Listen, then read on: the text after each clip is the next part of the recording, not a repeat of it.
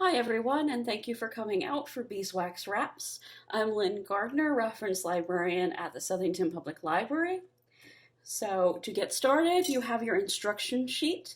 Please read through it before attempting the craft. That's always the best idea.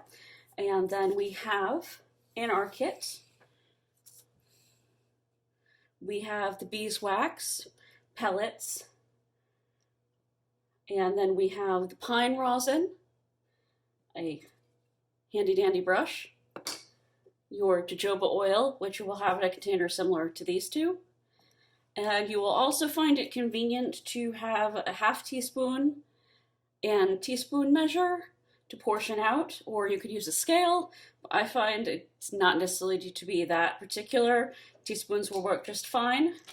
And you'll also have a sheet of parchment paper, which you will put on your sheet pan. When you're ready to do the project, you will find that I am not using a parchment sheet because I forgot to bring one from the library to home to do this project. All right, so the first thing you're gonna do is to wash your fabric square because who knows what kind of chemicals are on these, and you will be using these to wrap your food. I'm not going to wash this in a washing machine. I don't feel it's necessary. If anything, it's probably going to cause more damage than it's worth. You could start shredding an edge, get a pole if you're washing it with other things, and it's a huge waste of laundry. So just get a bowl, like so, full of hot soapy water. I'm just using Dawn. I got a little too happy making it bubbly, and so yes, it's very bubbly now. Stick it in. Shake it about so it gets properly agitated. Woo! Yes, we're making more bubbles. All right. After you've done that for a bit, you just take it out, squeeze out some of the soap, move it away. Basin of plain hot water. Yes, this is all very technical. Give it a good rinse. Now,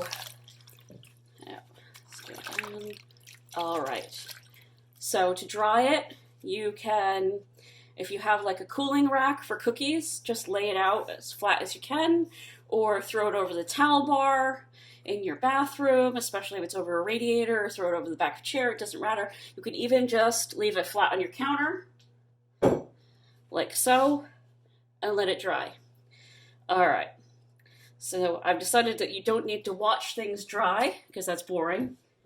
So I have a sheet with a square I've already washed, and it's good to go. So what we're gonna do, I have soap everywhere now. All right, there we go. So we're gonna look at the sheet of instructions. Going to preheat our oven to 225 Fahrenheit. I've already done that.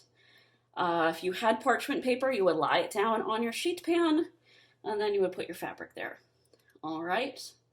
And then we're going to try to evenly sprinkle. This does not have to be too particular.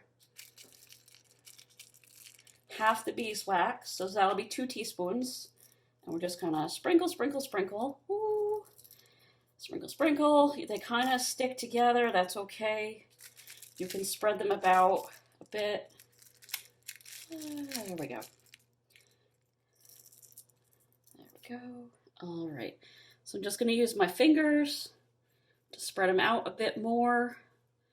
Again, it doesn't need to be perfect because we're going to spread it out some more once it starts to melt. Okay. It's kind of good to get a little bit in every corner. All right, and then we do the exact same thing with the resin. Again, another 2 teaspoons, shaky, shaky, shaky, shaky. So the beeswax gives you the waxy storage quality that'll allow you to preserve food, not meats. Don't wrap raw meats or even cooked meats with these, but covering jars, bowls, use lids of jars or bottles. You can use them to wrap up your half of a sliced tomato or your half of an avocado or what have you, instead of using cling wrap. And then we are using half a teaspoon of the jojoba. All right, so the beeswax gives you your storage capability. Your jojoba oil gives it flexibility. If you want to look at it that way, yeah, that looks, yeah, sure. And your pine resin is what makes it tacky, so it sticks and holds to things. All right, so it's all set. I know it looks terrible. We're gonna stick it in the oven for about 5 to 10 minutes. It's gonna really depend on your oven. So just after 5 minutes, take a look and see what it's doing. All right, we're just gonna pause briefly while I stick it in the oven. Okay, so this is after it's been in the oven for about 5 minutes. You can see everything is melted.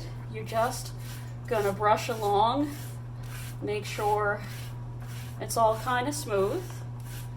And then you're just gonna put it back in the oven for another minute.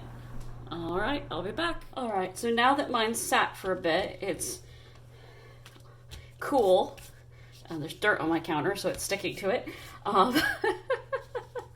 And quite tacky. It is going to be really tacky for the first couple of uses, but it will stop being tacky eventually. That's okay as long as it continues to meld itself around things. So again, you can't use this for raw food like meat or fish. I wouldn't even use it for cooked meat or fish because it could absorb possibly some of the fluids. You could get some bacteria. I don't know. It just seems like a bad idea. But you can use it to cover bowls that have meaty things in them, like soup or stew. You just gonna press it. This might need to sit a little bit longer, but you're basically gonna press it around the bowl. The heat of your hands will help it mold. Yep, there we go. Yeah, I have to let mine sit a little bit more. It's still, I guess, too warm.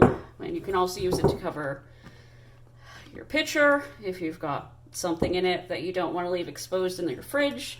It works for if you have jars that you no longer have a lid for or don't want to get a lid out for, so you don't have to keep using your mason jar rings, for example. Also, if you want to wrap some fruit in it, like half an avocado or a cut lemon, banana, what have you, you can also fold it. Wow, my counter's dirty. In between showing you how to make these, I was also making dinner and apparently not washing well between.